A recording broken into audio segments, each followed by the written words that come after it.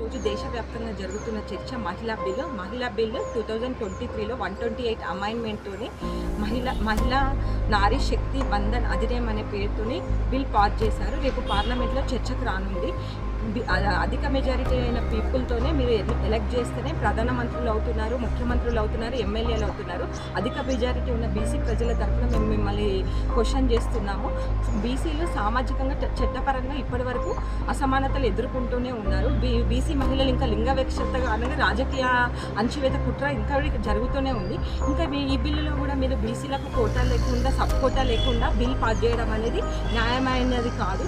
So మిమ్మల్ని మేము request చేస్తున్నాం. ఈడబ్ల్యూఎస్ రిజర్వేషన్ అనేది ఆల్ ఆఫ్ సడన్గా తీసుకొచ్చారు.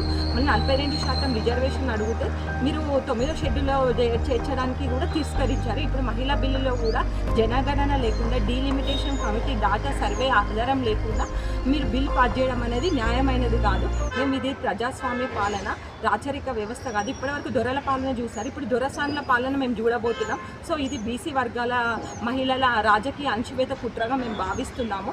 కాబట్టి 1998 నుండి శరద్ యాదవ్ గారు కానీ లాలూ ప్రసాద్ యాదవ్ గారు కానీ ఈ బిల్లును వ్యతిరేకిస్తూ వస్తారు. ఇప్పుడు కూడా మీరు అలానే అన్ని ఆల్ ఆఫ్ సడన్గా ఈ బిల్లును పాస్ చేయడం కరెక్ట్ కాదు. సో డాటా ఆధారంగా, డీలిమిటేషన్ కమిటీ ఆధారంగా, మెజారిటీ పీపుల్ ఆధారంగా మీరు బిల్లు పాస్ చేయాలని చెప్పి బీసీలకు ఖచ్చితంగా సబ్ కోటా ఉండాలని చెప్పేసి మేము డిమాండ్ చేస్తున్నాము.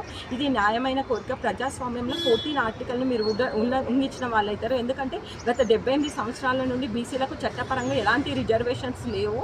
సో మీరు బీసీ ప్రధానంగా బీసీ మహిళలకు రిజర్వేషన్ కల్పించాలని చెప్పేసి మేము రిక్వెస్ట్ చేస్తున్నాము.